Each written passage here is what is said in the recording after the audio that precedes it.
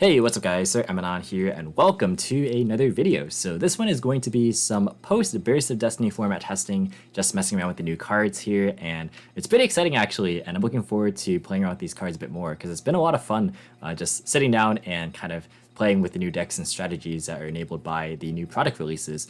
And if you guys do want to see any decks in particular, because I do plan on making a lot of similar videos like this, where it's just me kind of testing around and messing with different things, feel free to let me know in the comments below if you, again, just want to see anything specific. But yeah, this is going to be me playing Synchro Eldlich versus Alan official on Phoenix Swordsoul. And Alan's actually a good friend of the channel and a member of my Discord server. And speaking of which, if you do want to actually test against me and help me out with some of these videos, feel free to join my Discord server if you're interested, because I'll be popping in there and asking over the next couple of days just randomly for you guys' help in testing. So if you guys want to be on the channel or play your favorite decks that are either in the current format or just in the next format with Burst of Destiny and Synchro Storm, definitely go ahead and check that out. Also, speaking of the Discord, I am going to be hosting another tournament, which will be starting next Friday, October the 8th. So that will also be Synchro Storm and Burst of Destiny legal. So if you do want to kind of just get some early testing in before those products do release, it'll be, of course, a free tournament that you guys can just sign up for and enter. So that's also, again, in the description box below with the Discord server. So with all that said, let's not waste any more time and get started with this matchup without any further ado. So we do lose the die roll here, and we're going to be forced to go second, which is not really anything too shocking, of course. So the opening hand for us going second is going to be Nibiru, Crossout Designator, Cursed Eldland, Imperm, and Conquistador. I guess I should talk about why I'm playing Synchro Eldlich actually. So the card that they got in Burst of Destiny that enables the Synchro package to kind of be a bit more revitalized in terms of power is Hcabe Pitch. And I did make an entire video on this card actually, so if you do want to see the combo potential that this card enables, I'll have that linked in the description box as well. But basically, you're trying to go for Christian Hauke 5-Rex, which gets you all the way to Baroness the Fleur, the Herald of the Arclight, as well as Boreal Savage Dragon. So, of course, with the cost of a couple of engine requirements, you can end on a pretty reasonable board. Harkens back a bit to 2020 Synchro Eldlich. It's obviously not as elegant, since you do have to play more Garnets, but I think all things considered, it is a pretty strong combo, and you still have, of course, the Eldritch package kind of to back you up. I am also playing the Destroy Phoenix Enforcer engine in here, which maybe isn't the smartest idea, and I'll kind of get to that at the end of the video when I kind of just talk about my thoughts on the deck overall. But I just want to showcase as many Burst of Destiny cards as possible, to be honest. So yeah, our opening hand, though, going second is pretty decent. We have a couple of hand traps and a couple of Eldritch cards. No Synchro package or Fusion Destiny, unfortunately, but for the time being, this is pretty decent as far as just stopping our opponent, hopefully, and getting our engine going in the Eldritch department. And then Alan's hand going first is going to be Imperm, Crossout Designator, the Dragon Sword appears, Sudden Shift, and Moye. So his hand is also very strong because he has, of course, a starter, a way to extend into Long Gun if he wants to, plus some insurance against hand traps, and a defensive card of his own. So quite strong, I think, on both ends for the most part. Also, yeah, I said this in chat because we did a game beforehand, and then I realized midway through that I forgot to put in Celestial and Dasher for my DPE package, so I had to kind of fix that. But in that game, I drew Coltwing, which was definitely not what you want to see. But yeah, his hand was pretty based. Gonna go for Moye as a normal summon. That's gonna go and reveal the Dragon Sword appears in hand. I'm gonna chain Imperm, but he's gonna chain the Crossout Designator. So right away, game 1, turn 1, we can see Crossout coming in clutch. Pretty much to nobody's surprise, this card is very strong. But yeah, he's gonna synchro off into a copy of Chixiao. So he's gonna get Chixiao and Moye. So he's gonna draw into a copy of Nibiru right there, and then his Chixiao is gonna search for Longyun. So actually, we both end up having Imperm Nib, which is pretty funny. But yeah, now he can go for Longyun extension, which is quite good. He's going to go for Dragon Sword appears. That's going to grab Taya to hand. And then from here, he's going to Longyun effect to pitch the Taya. That's going to summon the Longyun from hand, and then a token to the field. And this is the 5th summon, so I am able to drop Nibiru right there.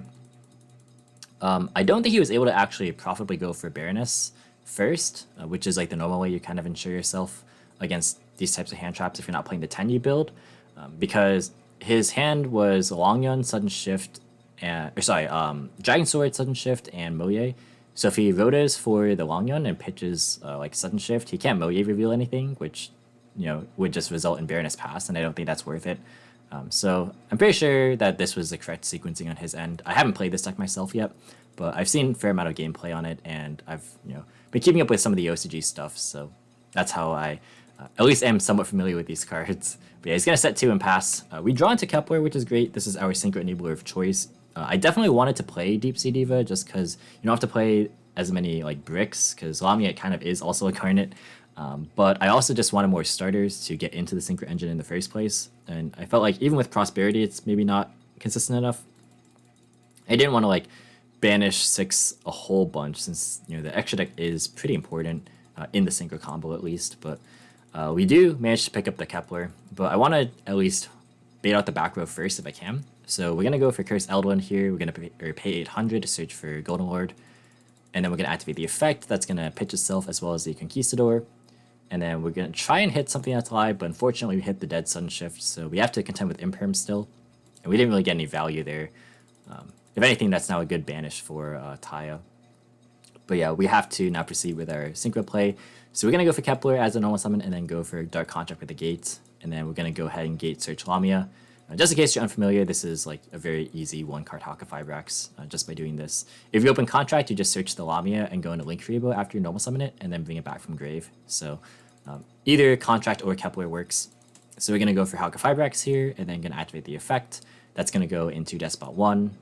And then he's holding Imperm here because he wants to Nibiru, which you'll see in just a second here after this Auroradon plus Despot 1 resolves. And then I think he activates Nibiru at this point, to which I'll just chain the Crossout Designator, which, again, 2 turns in a row we already see Crossout Designator putting in work. So this is going to go ahead and negate the Nibiru. And I kind of mentioned in chat that like the Nibiru on my field is ruining my zones, but that's only really true in the context of the Go First combo, because you do need the appropriate main monster zones to be vacated for your Cult Wing to be able to summon all the tokens in the Despot 1. But when you're going second, of course, just trying to break boards and potentially OTKs. So I was a bit too fixated on the combo that I was trying to achieve instead of like actually trying to actively break the board and stuff. But we're going to go ahead and go into Hcabe Pitch. This card, of course, is really strong. It has a level modulation effect on summon. So we're going to increase its level by 1. And then we're going to synchro off into a copy of Savage Dragon. And then we're going to get the effects of Hcabe Pitch to search. Since it was used with synchro material, you get to add any level 8 or lower monster with 600 defense. And then we get Savage as well. So we're going to go ahead and equip, and then we're going to go and Hcabe Pitch search for Creation Resonator, which is a free extender if you control a level 8 or higher synchro, which is what we have on board right now. Yeah, so this is a bit different from like what you would normally do, because you would usually try and go for Cult Wing before committing to the Savage, but we don't have enough spaces again, so we're just deviating slightly. And I'm complaining a bit too much in chat when I really just have an easy way to OTK. Again, I was too tunneled on like just trying a full combo when I have a very easy route to the end of the game right here.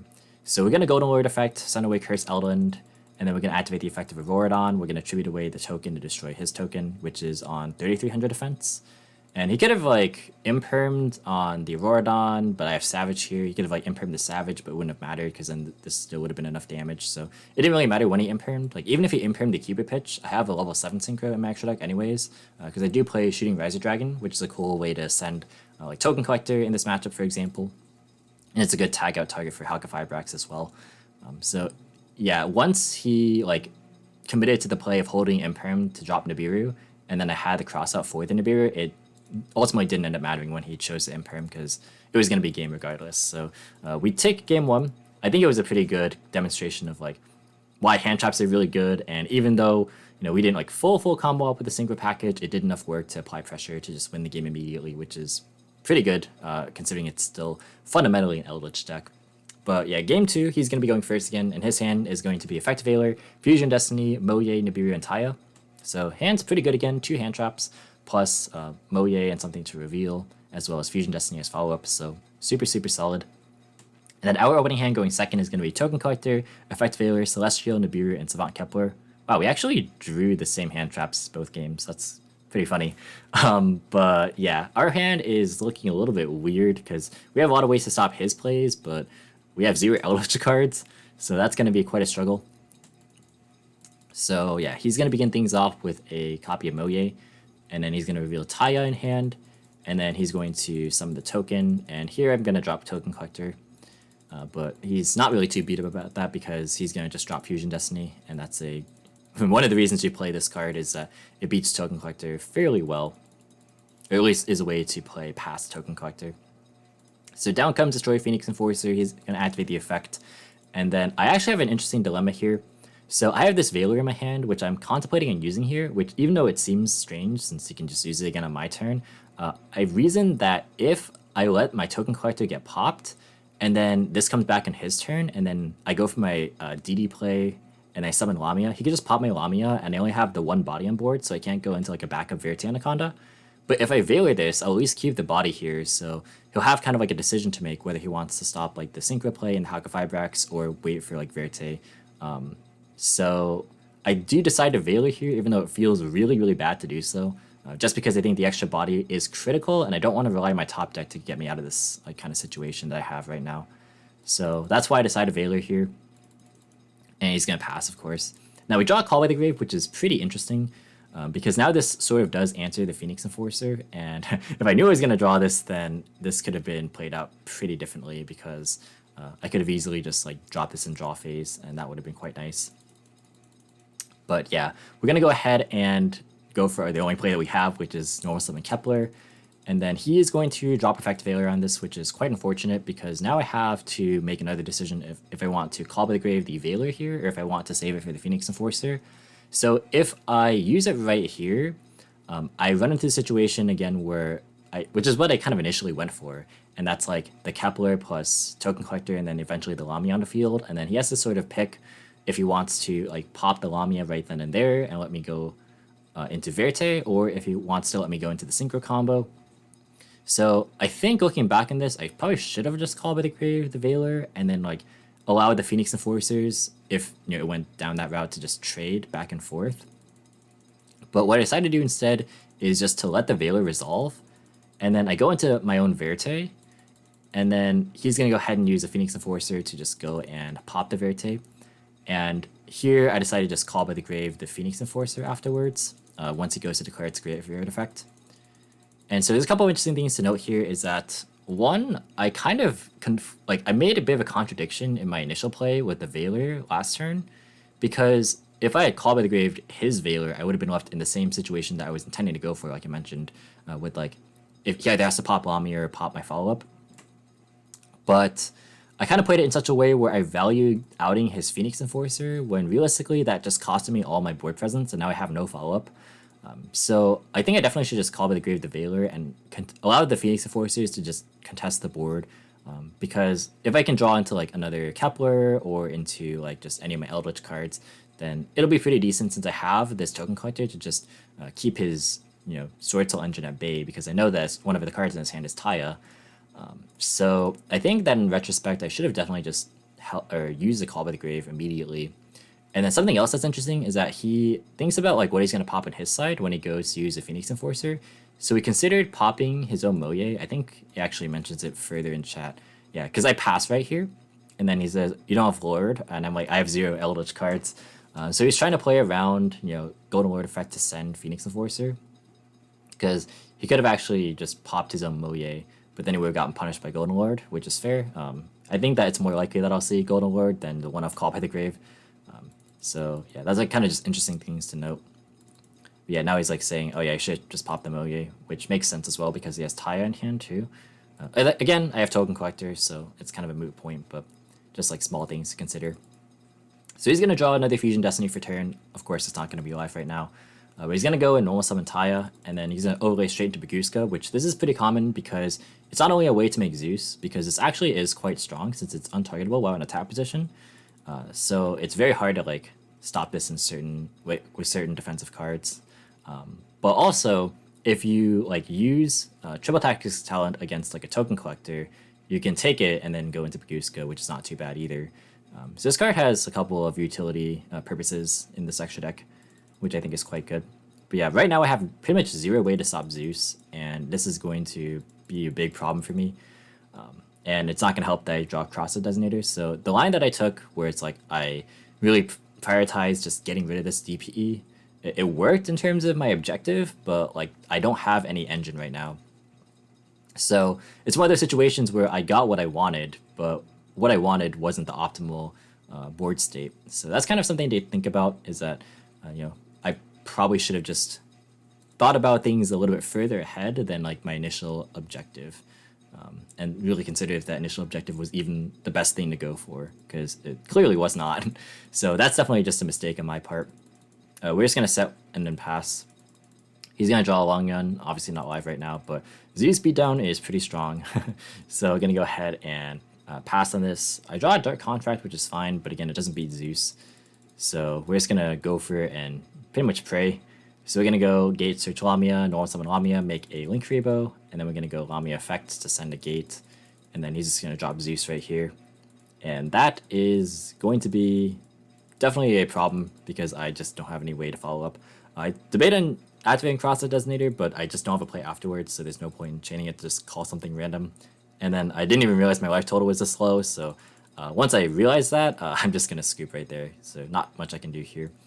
I mentioned that I draw Celestial, which, I mean, it's true, but that's not the reason I lost. The reason I lost was I misplayed with the Call by the Grave. I definitely should have just used Unveiler. So, yeah, I'm going to go ahead and move now into game number 3 here, where we're going to be going first. And I should also mention that this is actually my first, like, full match playing with any Burst of Destiny cards, so if I do anything a bit weird, feel free to let me know in the comments, because I am very new to these cards and, like, all the interactions. Like just from first-hand experience. I've only really been like theory crafting and just watching other people play, so playing it yourself is sometimes a bit different. But yeah, we go first here, and our opening hand is quite insane actually. So we draw Cross the Designator, Call by the Grave, Savant Kepler, Fusion Destiny, and Scarlet. So this is like the dream hand. We have all 3 of our engines, and we have the perfect insurance for our plays. So I mean, you can't really craft too much of a better hand than this. And then our opponent's opening hand going second is going to be Ecclesia, Imperm, Dragon Sword appears, Longyun, and Token Collector. So one thing I didn't think about is actually Token Collector against my deck, because it beats Auroradon really, really well. And also it makes it so that his Cross Designator now becomes a lot better, since he wants to put this card in this matchup anyways. And so now this becomes like dual utility, where he can either use it as like a way to blank the card that would pretty much kill his Swordsoul engine, or just a way to kill my entire Synchro engine. So that's something I didn't really think about, and is one of the weaknesses of, I think, just going for Auroradon stuff, because this card's going to be super popular for sure. It's also good against like Infernoble, which is something I think about. But yeah, I'm going to go ahead and normal summon the Savant Kepler right here. Going to use the effects to grab Gates. We're going to activate it and search Lamia. And he's never going to drop like Imperm or anything on this, just because like you would always wait. But yeah, I'm going to go for Lamia, and then going to link off for Hcabe, and then we use the effect here for the Despot 1. And then from here, we're going to go into the Auroradon, and then he's going to let this go through because he wants to drop the Token Collector, which makes sense. We're going to activate Despot 1, he's going to chain Token Collector, and then I'm going to chain Cross Designator here. Just because if I don't, then I don't have anything really to do besides just activate Fusion Destiny, set 2, and pass. So I really just want to make sure that I at least can try and synchro combo a little bit. So here we're going to go for our Hcabe pitch, and then we're going to activate the effect to increase levels. And if you watch the Hcabe pitch combo video that I put in the channel, what you have to do pretty much is you tribute these 2 tokens right now to summon Coltwing, and you summon 2 tokens back and then go for Despot 1 before going into your Savage. Because if you use Savage now, then you don't have a way to trigger the Coltwing, because you need to keep a Mecha Phantom Beast name on board. So you either have to tribute away Savage, which kind of defeats the point, or you aren't able to really utilize it at all. So you'd have to do it at this stage. So what ends up happening here is I go ahead and use the Auroradon, attribute the 2 tokens, but he imperms this.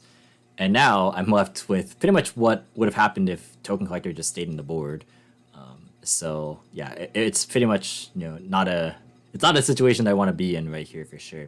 So one thing maybe to consider if you're playing this deck, if you really want to play the Synchro Eldlich build, is to play Chaos Ruler, because actually I'm not playing it right now. And there's a reason I'm not playing the Chaos Ruler, which I'll get to in a bit, but basically what you would do here is like you would make the Chaos Ruler, and then you would like excavate 5, try and hit Eldlich cards, like mill them, and then add like something to your hand. And then you can tribute the Chaos Ruler plus the Auroradon, and then that would kind of help you at least get some value, because like either they imperm the Chaos Ruler, and then you can go into your Coltwing play anyway, or you get value off the Chaos Ruler, and you don't care too much if your Auroradon gets... actually, you would tribute the Auroradon itself for cost, so that would also be quite nice. So yeah, that's like just things to think about. But yeah, because of the way I did it here... Oh yeah, the reason why I'm not playing Chaos Ruler is that Hcabe pitch is mandatory as Chain Link 1 if it gets sent to the Grave of Synchro material. So what ends up happening if you do it that way is if you go Cupid Pitch Chainlink 1 and Chaos Ruler Chainlink 2, you run the risk of hitting your Creation Resonator, which you saw was the target, and that's a wind monster, I'm pretty sure. It's not dark or light, so you can't add it off Chaos Ruler. And so if you hit it, then you mill it, and then your entire combo kind of just gets scuffed from there.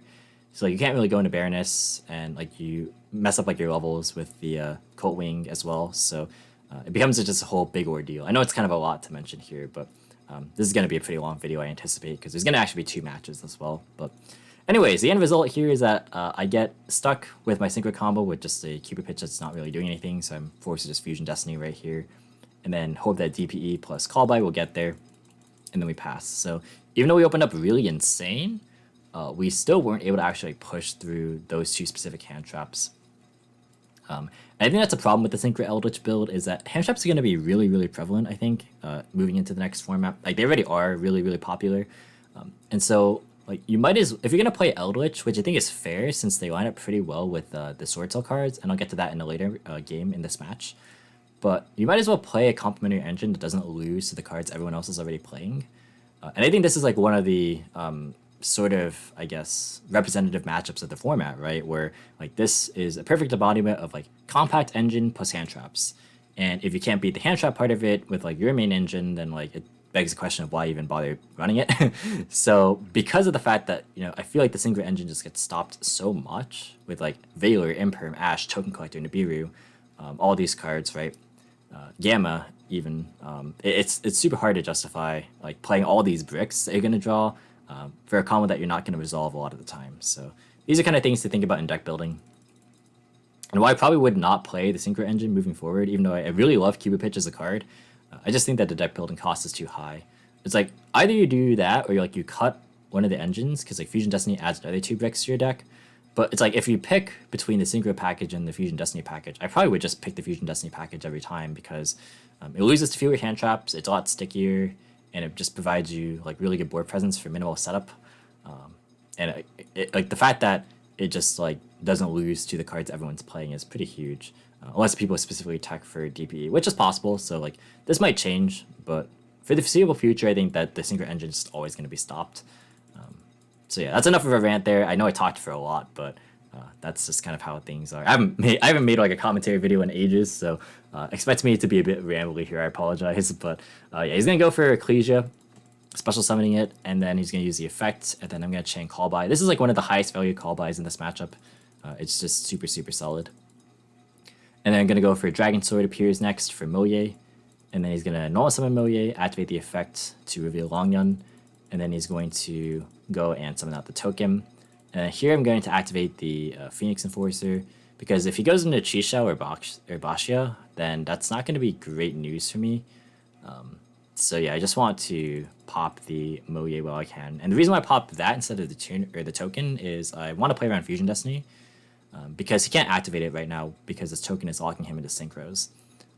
So I know 2 of the cards in his hand because he had the Token Collector that I negated with Crossout, and then the Longyun that he revealed for the Moye. So if the last card is Fusion Destiny, then like that would be bad if I didn't play around it. But I am baking that it's not something that he can pitch for Longyun, and thankfully for me it's not. So we're able to successfully activate our DPE Engrave, and then he's forced to pass. I actually forget to activate Scarlet at end phase, but it ends up not mattering. So we're going to go and bring back the DPE and standby. We're going to set Wakero, and then we're going to activate Celestial to draw 2. And this is the first time I ever resolved Celestial, ever. So like it felt really good to just straight up draw 2 cards, pretty much for nothing. So yeah, just a big rush of euphoria. But anyways, we're gonna go for Curse Eldland. Of course, Prosperity is not good to draw off of Celestial, but it's fine because it's just gonna be pitch fodder here for this Lord anyways. Gonna send away the Curse Eldland, and this is more than enough damage for game. Successfully playing around Nibiru as well because it's just 1 summon. So we do take this first match. So I think this is like a pretty good demonstration of like just in some respects like the way the Eldritch cards match up. I think there's another game that like better even demonstrates that. But yeah, this also shows how good DPE is. Like that card is just crazy, pretty much. Whoever got to stick on the field won as well. And yeah, like the Synchro package did work in game 1, not as much in the other 2 games. And you'll kind of see that that's a continuous trend throughout these matches. But yeah, we play another one right away here, so we're just gonna go ahead and skip through that one. So yeah, we go ahead and win this die roll here this time. So we're gonna go and pick first.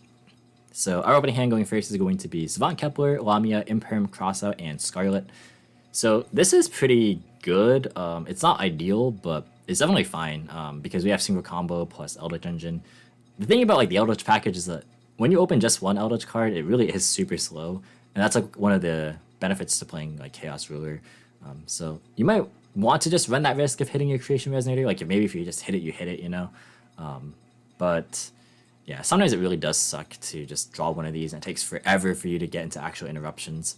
Especially if this gets hand trapped, because like if this gets hand trapped, then pretty much down to like Imperm and maybe Crossout. And then his hand going second is going to be Valor, Sudden Shift, Taya, Imperm, and Dragon Sword. So he actually has 2 hand traps. So my Crossout is going to have limited impact in terms of just him being able to stop my combo. I think one thing with Crossout that's pretty interesting is that like how it lines up against 2 hand traps.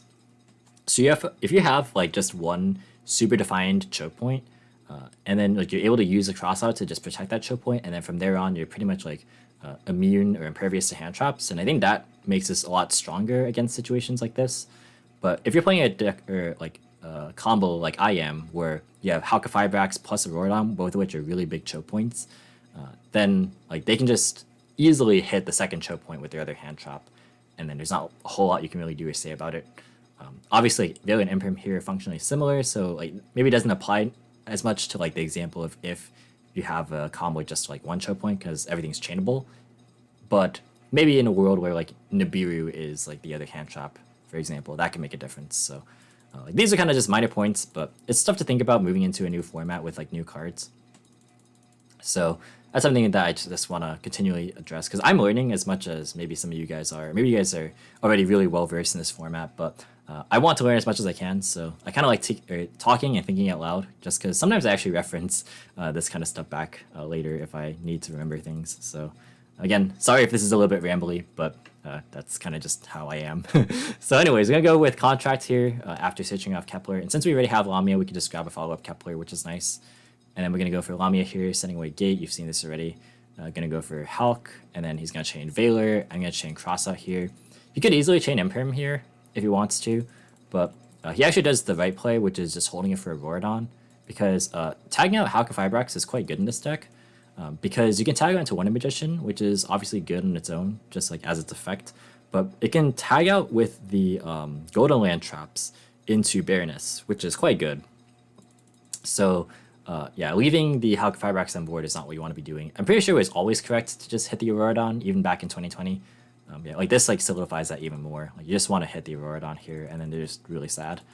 So yeah, we're just gonna set 2. We only have 1 interruption, and against this hand that is not enough, especially when he draws Ecclesia for turn. So we're gonna special out Ecclesia, and then he's gonna use the effect to tribute her to go ahead and summon out from deck a copy of Moye. Actually, does this tribute or does this send? It does tribute. Okay, just making sure. Gonna go for Moye here, and then that's going to reveal Taya. I'm gonna Imperm this. It's not a good Imperm, but it's kind of, I just kind of have to hope that it's good enough. Of course, it's not because he has Dragon Sword appears, so he's going to grab his Long Gun here. Then he's going to Long Gun effect, that's going to pitch the Sudden Shift to summon out itself in the token. And then here, he can go into Baroness easily, so I'm just going to activate Scarlet while I have the chance to. And then he's going to Synchro off into the Baroness, and then he's going to Long Gun, inflicts 1200 on me. And then he hasn't almost summoned yet, so he can go for Taya here. That's why Ecclesia is so strong. He's going to go and banish the Sudden Shift, which also generates him another token. So it's like my Imperm ended up just doing nothing anyways, because now he has 2 Synchro 8 plays, which is what he would have had access to regardless. So yeah, that Imperm was just not good against that hand at all. But I mean, there was no other real opportunity to use it. So he goes into Chi Shao. He's going to go Moye, draw, and Chi Shao search. So we're going to draw into Nibiru again, and then go for Sudden Shift. Then going to Synchro off to Bashia and spin my whole board. And this is already game, so yeah, that goes to show like even if you draw pretty much like what you want, like that was a pretty strong hand on my end. But yeah, ultimately like it's too fragile. And then like the thing with the Eldlich engine has always been like if you don't draw enough of it, Like it can be a bit too slow, like, or like you have to draw a lot of defensive cards if you only draw one Eldlich card basically, and if you're investing a lot of those cards into your synchro combo, you have fewer defensive cards to work with, so you pretty much don't have enough supplements to your Eldlich package to delay for it to get online fast enough. So basically what ends up happening is that that kind of game where your opponent just kind of pummels you with their entire engine, and like through one interruption, Swordsoul was just able to break it no problem. So yeah, that's again why I think that like the synchro combo, while it's cool, I probably wouldn't play it moving forward, but I wanted to showcase this off anyways because it is a neat concept, and maybe, who knows, somebody can come in and optimize this a bit further. Maybe you just don't play the DPE package, but again, I feel like if you pick one or the other, you'd probably just play the DPE package because it's just super strong and really requires no effort. But anyways, we're going to be going first here in this game 2 of match 2. And then our opening hand going first is going to be Kepler, Prosperity, Crossout, Conquistador, and Celestial. So drawing Celestial again is obviously not that good, but we have Prosperity to kind of help out with our hand if things kind of get a little bit problematic. And we have Crossout too. And then his hand going second is going to be Dragon Sword appears, Imperm, Token Collector, Veiler, and Triple Tactics Talent. So we do the same 2 hand traps plus the third one in Token Collector, and we already established how good this card is in this matchup. So yeah, not looking too great. Like, he doesn't have the best Swordsoul setup, but this gets a Taya, which is good enough. So yeah, we're going to go ahead and normal summon Kepler, and then we're going to Kepler add Contract. Yeah, we're just kind of talking about how we like these cards. Like, I think these cards are all cool. Like, not just like the Swordsoul archetype, but just like all the new cards that are enabled in Burst of Destiny. I think that it's going to make for a pretty good format. But yeah, we're going to go for Contract, grabbing Lamia here, and then we're going to Lamia send away Gate, and then we're going to go for Hulk Fibrax again, like this, like you've seen this a bunch.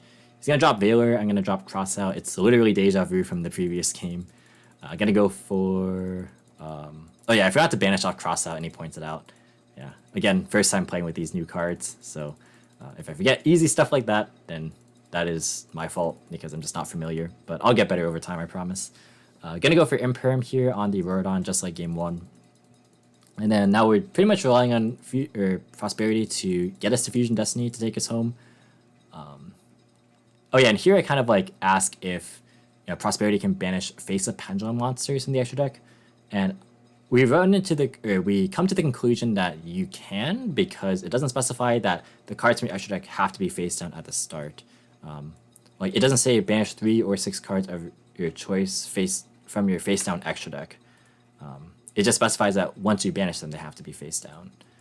So if somebody can correct me if I'm wrong about that, or confirm if that is correct. But that is what we ultimately agreed on. So all we're trying to do is hit Fusion Destiny, and we hit it, which is great. So that is going to at least allow us to end on DPE, and that is not more interruptions actually than the last time, but I think it's a better one at least against his deck, because keeping the body on board can matter, because like allowing you to choose what you pop comes up again in the case where you're like trying to play around Fusion Destiny, for example. I think that happens again this game. So gonna go for a Dragon Sword appears for Taya, and he's gonna normal summon Taya. Yeah, like I have a window here to respond with DPE, because it's not unsummon for the Taya to banish and then grab a token. So I have the option to just pop straight away, but again, I'm trying to play around Fusion Destiny, so I just opt to let this go through. So yeah, down comes a token here, and then here's where I decide to go and activate the effect. He activates this effect to change the level of Taya, but it doesn't matter because I'm going to just pop it. So yeah, again, if he has Fusion Destiny, now we can activate it, which is good news for me. And from here, he's going to activate the Triple Tactics talent, so he's going to Tactics draw 2. And fortunately for me, those are not good draws, and not the best draws. So he's going to set Sudden Shift, and then I'm going to activate Conquistador End Phase. So if I did pop the Taya, then his Sudden Shift wouldn't be live, but I would be playing into Fusion Destiny if he had it. Obviously, we know he doesn't, but that's kind of just like the thing you have to trade off. Like, would you rather play like around Fusion Destiny or like the Sudden Shift? I think that like I can manage a Sudden Shift fine, because I have the Eldlich engine plus DVE, which is good at resisting Sudden Shift anyways, and plus like because I already have I just said this, but because I have the Eldlich engine already rolling, it's fine if everything goes to grave, because it's not really a big deal. I can just play pretty much ad infinitum. But yeah, we're going to draw for turn. It's Kepler, which is amazing. it gets us, more ways into the synchro package. I can't remember what I banished here yet. So I banished like my tuner synchros, and then like I am not gonna go into Auroradon again. So like I feel like these are generally pretty pointless to keep around. But yeah, we're gonna go and activate the effect of Auroradon. We just want to force out the back row. And then he's gonna chain the sudden shift. I could chain DPE, but it doesn't make a difference because it's getting popped anyways, and everything would get wiped. So we're just gonna activate the effect of DPE. And then we're gonna normal summon Savant Kepler. And he uses Ash here, which is pretty good because this is like a guaranteed play into Hcabe, which allows me to go into like Valor Selene access code even at this stage. And that would be quite good for me because that's like just a lot of damage. Like he could hold it for the Celestial, but the Celestial is giving me random cards where this is like a guaranteed Hcabe, and that's a lot of pressure. So yeah, I think that's a good Ash Blossom right there. So gonna draw 2 off this Celestial right here. And we draw into double Curse the Eldland, but that's actually fine because right now a lot of the weight that's going to be carried is DPE plus Eldlich cards, and I think that's like what. Now that I think about it more, like really what a lot of these games boil it down to was just Eldlich plus DPE anyways. So like all of the synchro package did was trade for hand traps that the other cards don't really lose to. So yeah, I really don't think the synchro package adds a lot to the deck in terms of playing against people who are actually, building their decks to go second. So yeah, we grab Walkero, which is I think a mistake, because again I'm playing a bit too fearfully around Fusion Destiny, when in reality I really should have probably just grabbed Conquistador, because I think my thought process was just that DPE would be good enough to like stop whatever Swordsoul card, but. Yeah, like I definitely could use the extra interruption as you're about to see pretty soon here. So we're gonna go to end phase, activate Conquistador to set Scarlet, and he's gonna draw Ecclesia for turn, which is a great top deck on his part. So DPE comes back, and then gonna go for Ecclesia here. He's gonna activate the effect. That's gonna summon out the Taya from deck, and then he's gonna activate the effect of Taya, and then this is a mistake. So I think it was defensible last time where I played around Fusion Destiny. Oh, actually, it's kind of a hard statement, right? Because like you can argue now that I should have just popped the Taya on summon because he hadn't committed to his normal yet. So pretty much any non-tuner level 4 would be able to get him to like a Chisho or just whatever he wants. At the same time, though, because I played around Fusion Destiny last time, he could still theoretically have it here, because he was never ever able to actually activate it, since he passed on the Worm Token Sudden Shift. So, yeah, it's like I'm trying to play around Fusion Destiny, but like I already have the Walk Hero to kind of help mitigate that a little bit. So like maybe this play would have been fine if I just had like Conquistador set, and then like I hold the Phoenix Enforcer and I use Conquistador, like after this happens, or like I use Phoenix after this happens, maybe on Taya, and then like if he goes to normal summon, then I like pop the non-tuner. So like that could be a play that works, but because I have this mixture of Walkero and DPE, it makes my interruptions a bit awkward to utilize, because I'm indexing too far towards Fusion Destiny in these plays. Like I'm using this to play around Fusion Destiny, and I'm using this to play around Fusion Destiny, and I have nothing for like the actual Swordsoul stuff. So I think I should have just decided what interruptions I wanted to dedicate to which engine, and that's not something I actively thought about enough. So yeah, that's like a good kind of, I guess, lesson to learn from this game, is that like you have to allocate what you're trying to use your interruptions on, especially when the game state is at this point where there's fewer than like full hand of resources. Like even though everything is unknown in his hand, like if I'm like playing around Fusion Destiny specifically, I should dedicate one thing to deal with that, instead of just putting all my eggs into that basket and just leaving nothing for like the top deck Ecclesia, or it could have been Taya.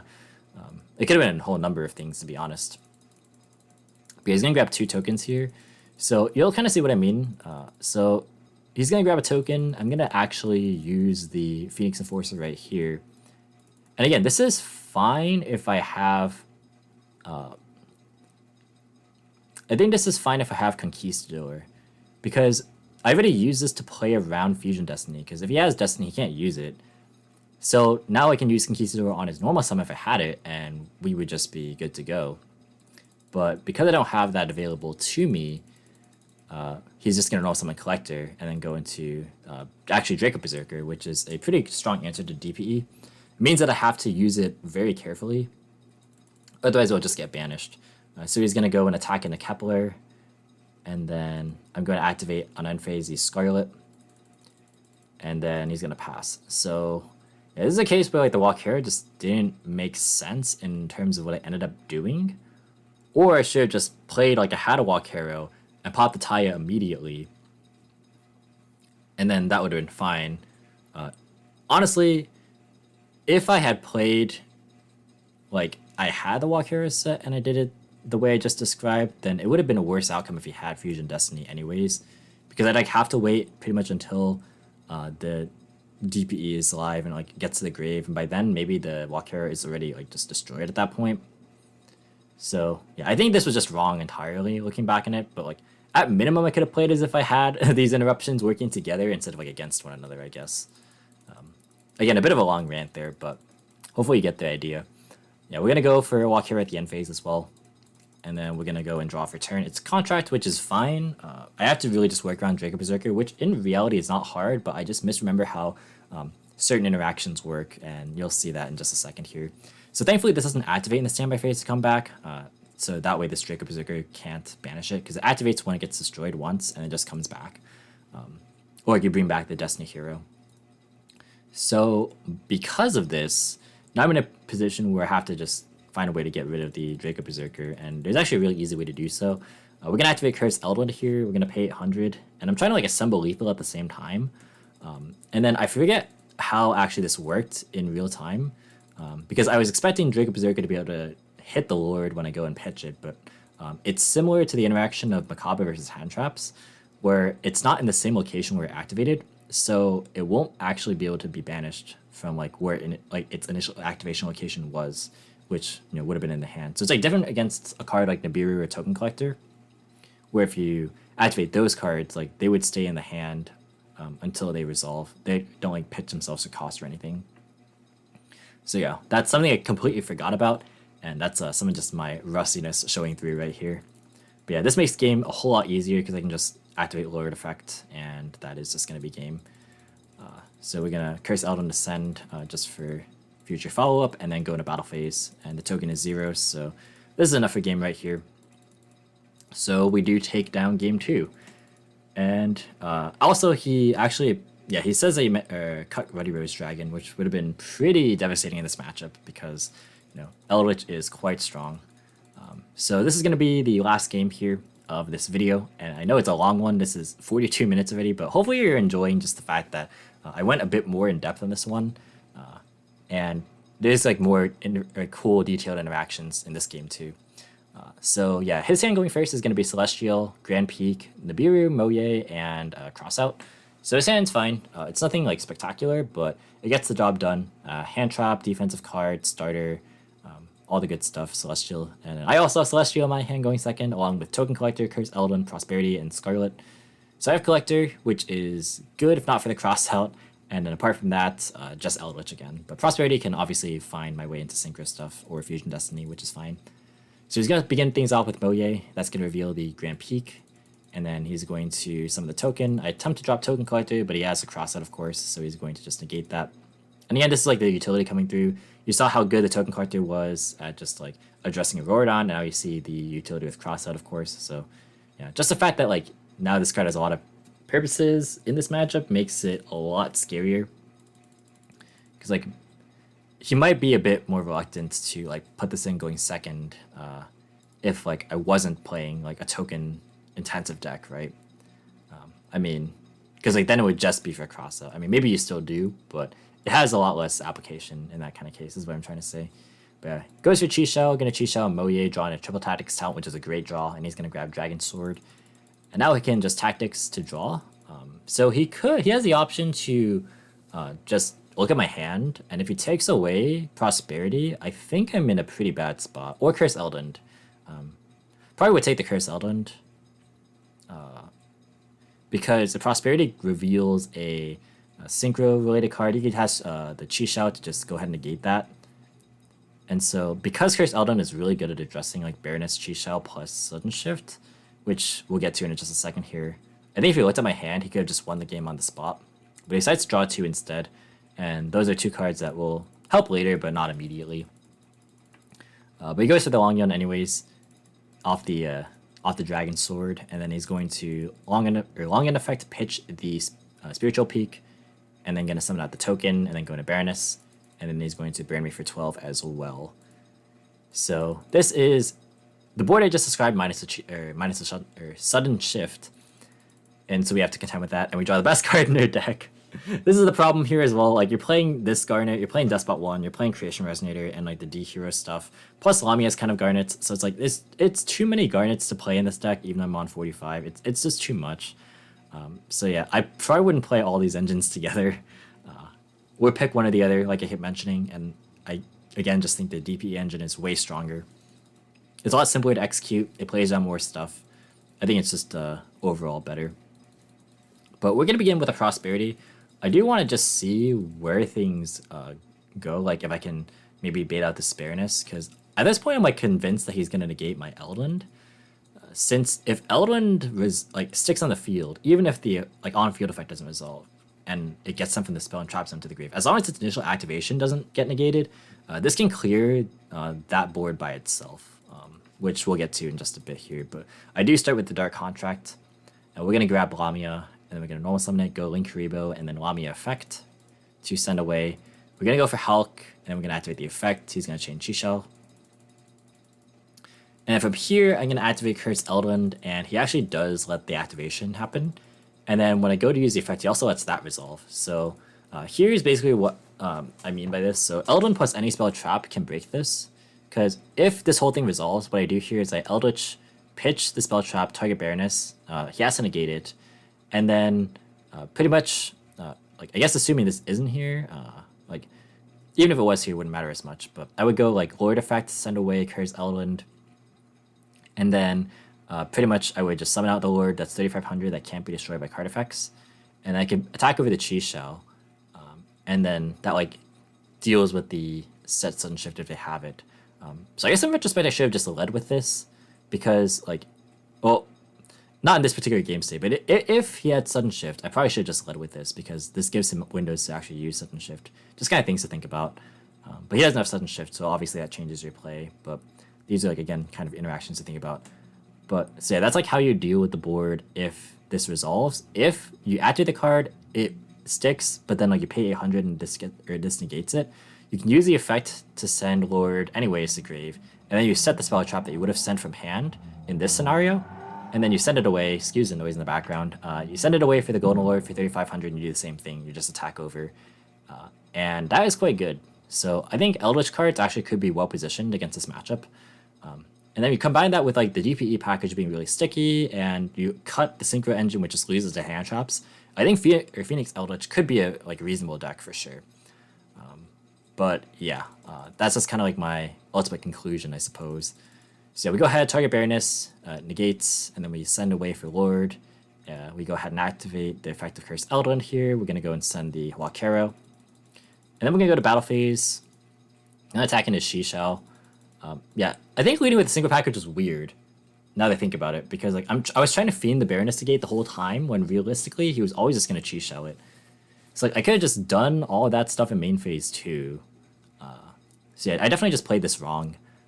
Like I was so convinced that he would commit Baroness for some reason, but there was never a world where he would use Baroness before Chi Shell against Hawk Fibrax. So yeah, definitely a misplay on my end for sure. But ultimately what ends up happening here is I want to go into main phase 2 Verte to go and just grab Fusion Destiny. But he's going to drop Nibiru on me. And so it wouldn't have mattered ultimately because he had Nibiru. So like even if I did my single combo of main phase 2, I would have gotten Nibiru anyways. But you know, it's best practices, and I did not do that.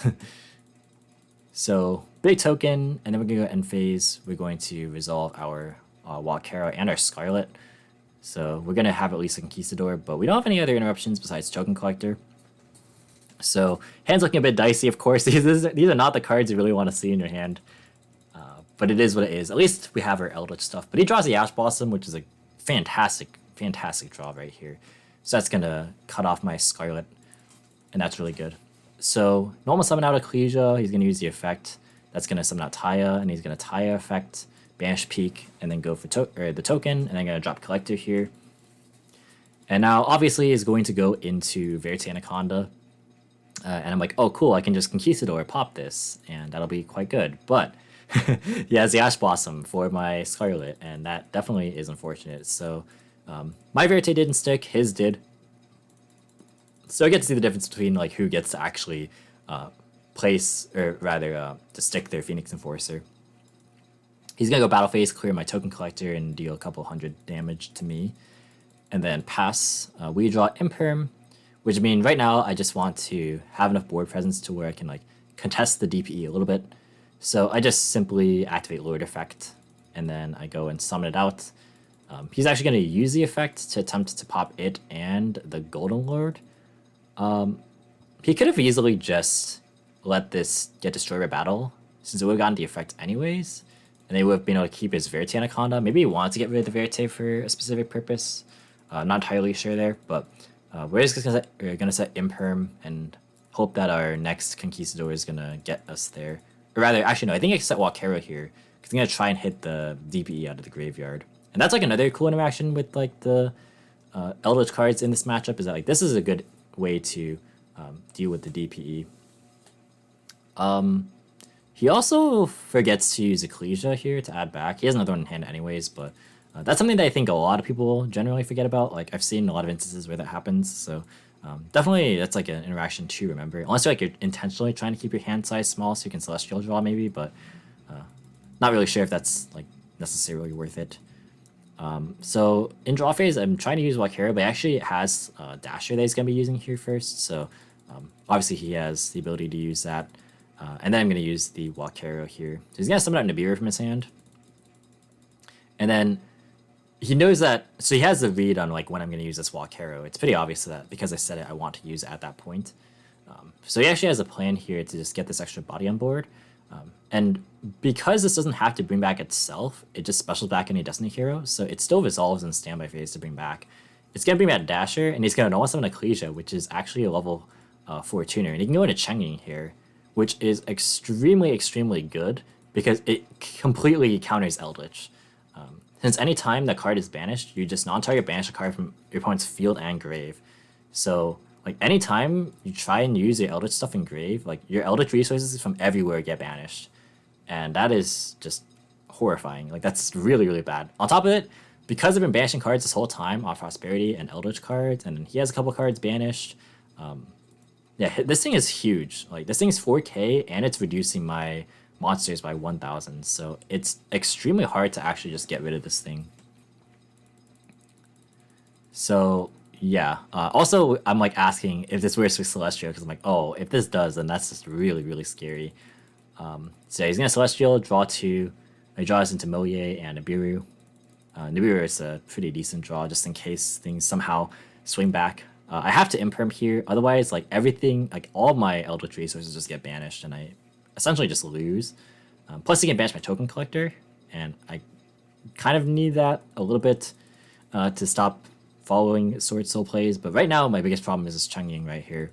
It's just massive, and it's so hard for me to deal with, because like I just can't play my Eldritch cards the way I want to. In the end phase, I'm going to activate Scarlet here, and I'm going to draw the other brick, Creation Resonator. So like the gang's all here. We got all the bricks, and that's again just a huge problem. Like when you're playing this many bricks, this happens sometimes, and realistically you probably don't want to build a deck that can have hands that end up looking like this. That's just a deck building thing. But you notice that like I actually don't have a second Hcabe Firebrax, because I for some reason banished out Prosperity when I should have just banished something else that I wouldn't have needed. Because here I could go into Hcabe Firebrax. I can go like normal Creation Resonator, go Hulk, go Valor, Selene Access Code. And then at minimum this access code will be 43. It'll be reduced by the Chenging, but it could at least attack over this. He has Nibiru, but at least it would force him to use it, and then we'd be back into the game a little bit.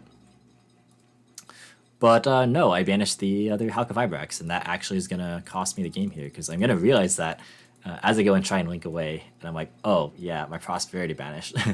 So yeah, that is going to be the end of the game. I don't actually have a generic link 2 I can go into anymore to go into like Nightmare Unicorn, which is like my other option, and that's like probably what I should have banished. But yeah, we lose this one for sure. If we don't out Cheng-Ying this turn, we just lose the game, and we can't again go for like any of our Eldritch cards as long as this is face up, because we just lose immediately.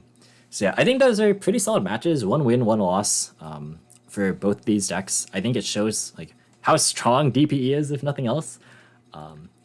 And again, we never got to see the synchro combo that ends on Baroness plus Herald plus Savage. So in 6 games, that never happened a single time. The only opportunity for that potentially happen was game 1, but I had the Nibiru clogging my zones. I was going second, and I went for the OTK instead. So like that was the only real game I think that like the synchro combo really pulled its weight in terms of just managing to get like aggressive bodies on the board, and that like had to go like super right for that to happen. Like I had to like have Imperm and then the follow up hand trap in Nibiru to stop like or to stop his board past Cross-Out Designator, and then like he had to have like the play with Nibiru like holding the Imperm into my Cross-Out Designator. So a lot of things had to go specifically for that to for that outcome to happen that way. So yeah, I'm not convinced this is like the best way to play Eldritch like at all. Like again, if you want to play Synchro Eldritch, you probably could get away with it, but this is too many bricks to play like the Celestial here too, like the DPE stuff. So yeah, I think moving forward, I would, if I were to test Eldritch more, which I might want to, because like this deck's pretty cool. Again, I think the cards are positioned well into this matchup. I would probably just play Phoenix Eldritch. I'm not really sure what the normal summon would be, or if you even need one at all. Maybe you could play like Dogmatica, who knows. But yeah, I think honestly just cutting the synchro cards is the way to go, because like they were cool, but they just ate hand traps left and right. And you know, if your primary win con is losing to that, and like you don't have enough plays to make sure that your Eldritch engine gets online, then you're not gonna have a good time playing this deck. So yeah, that's kind of it. But holy moly, this video is long. It's almost an hour, so we're gonna wrap it up here. Thank you so much for watching. Hope you enjoyed. If you did, be sure to like, comment, and subscribe. And until next time, I will catch you in the next video. See you guys.